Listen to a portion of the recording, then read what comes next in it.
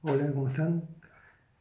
Bueno, en esta tercera clase del seminario 2020 de la Cátedra Libre Tierra, Techo y Trabajo, dependiente de UNOVA, sede Junín, nos toca analizar la crisis del petróleo ocurrida en 1973 y el impacto que tuvo sobre el mundo en vía de desarrollo, particularmente sobre nuestro país, Argentina.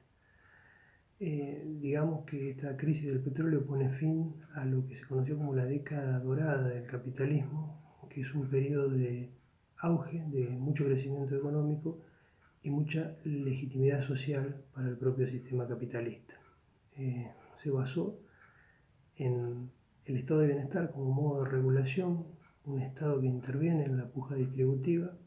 para garantizar que la siempre creciente productividad del trabajo que implica este modelo sea apropiado en partes iguales entre capitalistas y trabajadores. Esto permite, en una situación de pleno empleo, a la que propende el propio estado de bienestar, esto permite siempre poder adquisitivo para adquirir los productos que la industria produce y de esa manera también generar un estado de cosas que aleje de las ideas de los trabajadores la tentación de organizarse de un modo diferente, como por ejemplo el que se estaba dando en el mundo comunista con la hegemonía de la Unión Soviética, que era quien disputaba la hegemonía mundial a Estados Unidos, luego de la posguerra. ¿Sí? Decíamos, este periodo, con modo fordista de producción, que implica incorporar nuevas tecnologías a las industrias y un nuevo modo de organización, permite la época dorada del capitalismo, un periodo que ya no volverá a ocurrir luego de la crisis del 73, en parte porque estaba basado en la disponibilidad de energía barata, de petróleo barato que se obtenía de los países productores y que luego de la crisis del 73 multiplicará su precio hasta por 10. ¿Sí? Los motivos por los que esa crisis ocurre son diversos, pero tiene que ver con que en algún momento los países productores quisieron apropiarse de parte de la renta que ellos generaban con su producción, formaron la OPEP, una organización que carteliza a los productores para pelear el precio. Más tarde surgen nacionalismos en muchos de esos países productores que, que cuestionan la relación semicolonial que tenían para con las potencias occidentales y se termina agravando finalmente luego de la guerra árabe-israelí, la guerra de Yom Kippur, donde se produce un embargo hacia las potencias que habían ayudado a Israel en esa guerra. Lo cierto es que el resultado es justamente esta alta inusitada del petróleo que hace que Occidente tenga que rever su modo de organización. No es el único problema, ese modelo fordista ya venía teniendo algunos límites, los límites de ganancia de productividad eh, estaban ralentizando el crecimiento, la propia organización de los trabajadores en una situación de pleno empleo ponía algunas trabas a la extracción de plusvalía y limitaba de alguna manera la ganancia en productividad y hacía que ya no se pelee por salario, sino por condiciones de trabajo, por participación en la ganancia, y genere que los capitalistas ya no se sientan tan cómodos aún con el crecimiento, sino que empiecen a dudar de las virtudes de aquel modelo y surjan nuevas corrientes de pensamiento que lo cuestionaban. Luego de la crisis del 73, esas corrientes de pensamiento van a tomar un nuevo impulso y acabarán generando las reformas neoliberales luego de los 80. ¿Sí? Esto que pasaba en el mundo, en el centro del mundo, podríamos decir, tuvo su repercusión en Argentina. Argentina, durante las décadas anteriores, venía transitando el proceso de industrialización por sustitución de importaciones, que fue lo que vimos en la clase pasada. Un proceso que fomentaba el desarrollo de algunas industrias, pero para hacerlo las financiaba con la renta y las divisas que se generaban a partir de la producción agropecuaria. Ese modelo, que tuvo dos fases, una industrialización liviana, primero, que producía bienes de consumo final, destinado a las clases populares y medias. Luego tomó un nuevo impulso, una industrialización pesada que producía algunos bienes de capital y algunos bienes de consumo durable, en parte también por la estrategia de los países centrales, del capitalismo central, que para tener mejor posición en la puja distributiva relocalizaba algunas de sus industrias en el tercer mundo como un modo de parar un poco el pleno empleo que tanto los aquejaba en la discusión salarial. Eso benefició a la Argentina con una afluencia de capital externo, introduciendo un nuevo actor que es el gran capital industrial internacional, transnacional, en nuestra discusión económica. Lo cierto es que con marchas y contramarchas aquel proceso de sustitución de importaciones iba dando respuestas y no sin problemas generaba cierto desarrollo y cierta inclusión social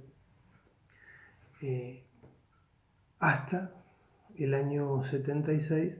donde va a ser barrido abruptamente. ¿Cuáles eran esos problemas? Fundamentalmente que el crecimiento no lográbamos que sea sostenido. Era lo que se conoció un modelo de pare y arranque, ¿sí? Que conjugaba 3-4 años de crecimiento con 2-3 de estancamiento y de recesión. ¿El por qué se daba esto? Según lo explica Marcelo Diaman, que ustedes lo van a tener en la bibliografía, tiene que ver con la existencia en la Argentina de una estructura productiva desequilibrada que hace que la producción agropecuaria tenga una altísima productividad y en base a esa productividad se termina fijando el valor de la divisa, ¿sí? Sin embargo, tenemos la necesidad y la vocación de industrializar el país, puesto que el agro no nos contiene a todos, no hay trabajo para todos en el campo, y esa vocación industrial, esa necesidad de industrializarlo, arroja como resultado que tengamos que usar esas divisas que se generan fundamentalmente por la producción primaria para fomentar el desarrollo industrial, convirtiendo a la industria en una consumidora neta de divisas. Eso genera que cada tanto nos quedemos sin los dólares necesarios para seguir financiando el desarrollo. Necesitamos corregir el tipo de cambio y hacer políticas de ajuste que terminan deprimiendo la industria, el consumo y volviendo para atrás algunas de las cosas que habíamos logrado. Esta situación, aún así, logra en la Argentina una estructuración social durante esos años que Villarreal, que lo tienen en la bibliografía, describe como una organización homogénea por abajo y heterogénea por arriba. Homogénea por abajo porque se refiere a que la relación salarial, muy difundida en la Argentina, o sea, todos cobrábamos algún tipo de salario, los trabajadores, hacía que compartamos no solo nuestro modo de trabajo, sino también nuestra forma de vida en los barrios, trabajadores, en el club, entre las familias, genera un alto nivel de sindicalización y una experiencia de vida compartida que genera una solidaridad prácticamente automática que nos da la fortaleza que se necesita en esta negociación para con la burguesía y para con el Estado. Mientras tanto, por arriba lo que hay es heterogeneidad, hay intereses enfrentados, hay una situación de empate hegemónico entre fracciones burguesas donde cada una de ellas no logra imponer su propio proyecto, agrario o industrial, pero conserva para sí misma la capacidad de vetar y de impedir que el otro imponga el suyo. Además, hay fisuras entre el gran capital y el capital pequeño y mediano, y esta situación genera esta característica de una sociedad heterogénea por arriba. Esto lo que hace es que el sector del trabajo avance en forma sostenida, más allá de los retrocesos que se viven en los golpes militares que ocurrieron durante el periodo. Lo cierto es que cuando uno analiza el mediano y el largo plazo, lo que ve son mejores condiciones y una porción de la renta creciente que está destinada a los trabajadores. Esta situación, ¿sí?, con sus marchas y contramarchas y un modelo que no estaba en absoluto agotado, puesto que había un desarrollo del complejo electrónico, por ejemplo, que se dirigía hacia cambiar esa situación de consumidora de divisas de la industria, convertirla en productora de divisas mediante la exportación de esos productos. Ese proceso de sustitución de importaciones es barrido de cuajo a partir de la dictadura militar del 76. ¿Sí? Lo que advierte la gran burguesía argentina es que su último intento por hacer retroceder a la clase trabajadora, que fue la Revolución Argentina, el golpe militar dado por Onganía, luego conducido por Lanusse, ese golpe militar que venía a quedarse 30 años y a organizar la Argentina según el diseño de la gran burguesía, terminó corrido luego del Cordobazo, con una imagen que es muy contundente de militares siendo derrotados en las calles por la insurrección obrero-estudiantil. Esa experiencia le dice a este sector que luego serán los protagonistas del golpe cívico-militar de 1976, que la única forma de imponer otro modo de organización es barrer con las bases sociales y económicas de la industrialización por sustitución de importaciones. Lo que vienen a hacer es a quebrar esa homogeneidad por abajo y lo logran mediante un triple proceso, una estrategia de poder, nos va a decir Villarreal, que conjuga la apertura económica y expone a la industria a competir en condiciones muy desventajosas con lo importado, lo cual barre un buen sector de la industria argentina. Relocalización industrial, o sea, promueven que las industrias se radiquen en otras provincias sin tradición industrial, con lo cual ese traslado de puestos de trabajo a geografías que no tenían tradición sindical ni esta solidaridad que describíamos, termina con la homogeneidad por abajo, que tanta fuerza les daba, y el terror estatal que opera matando, desapareciendo, torturando a todo lo que ellos consideraban un objetivo que podía cuestionar o de alguna manera intentar sostener el anterior modo de organización. Este golpe militar del 76 viene a sentar otras bases totalmente diferentes y organizar la Argentina bajo otros parámetros. Se ven favorecidos, además, por la inédita liquidez que hay en el mundo en ese momento. Aquellos dólares que los países petroleros capturaban por el alza del precio, en parte financiaron el desarrollo de algunos de esos países, pero también afluyeron bajo la forma de capital financiero a países centrales que estaban en crisis productivo y que encontraron la forma de colocarlo en países en vía de desarrollo a tasa muy baja. Ese es el origen del endeudamiento externo argentino,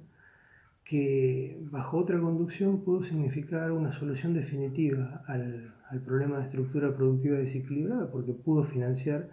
lo que faltaba del proceso de industrialización para ser un país no solo productor para el mercado interno, sino exportador de bienes industriales, pero no se lo usó para eso. El endeudamiento fue usado para la fuga, hubo maniobras de corrupción y fundamentalmente una reforma financiera que permitió que el privado capture el préstamo, pero la deuda finalmente, mediante distintas maniobras que sería muy largo de explicar ahora, quedara para toda la sociedad, para el Estado, o sea, para toda la sociedad, generando esa espada de Damocles que fue la deuda externa, que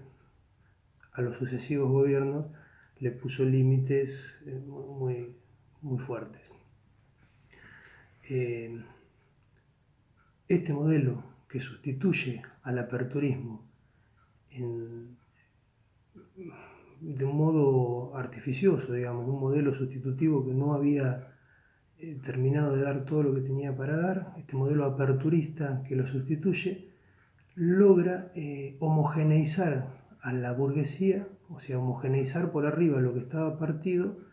con el recurso de la valorización financiera. Producir en el agro o producir en la industria pasa a ser secundario ante la posibilidad de obtener renta financiera mediante la especulación. Esto cambia radicalmente entonces la estructuración social que describe Villarreal, y lo que era homogéneo por abajo se convierte en heterogéneo, puesto que la relación salarial deja de ser tan difundida, empieza a haber más empleo cuenta propia, empleo precario, en otras geografías del país sin tradición sindical, y homogénea por arriba, lo que era heterogéneo se convierte en homogéneo por arriba, ante la posibilidad de valorizar financieramente. Paralelamente se adopta una ideología, o sea, se adopta como un catecismo prácticamente, la ideología neoliberal, que propone la apertura económica, el retiro del Estado, un eslogan que era achicar el Estado es agrandar la nación, que va termina resintiendo las prestaciones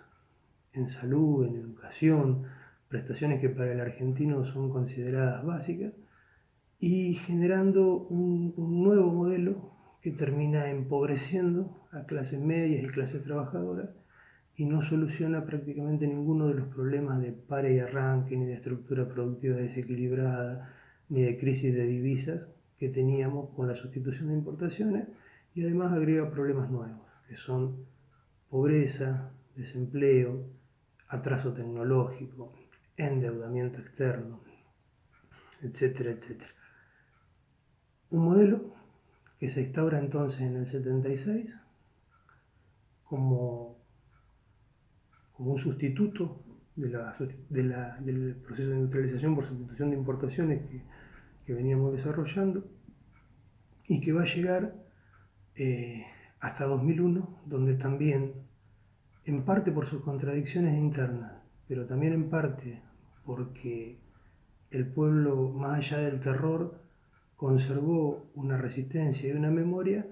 ese modelo estallará en 2001 y será reemplazado luego por algo mejor, pero es tema de la clase siguiente. Nos vemos el lunes en el Zoom. Ojalá esto haya servido no para explicar en toda su complejidad, sino para organizar un poco las lecturas que van a estar disponibles para entender este periodo. Muchas gracias.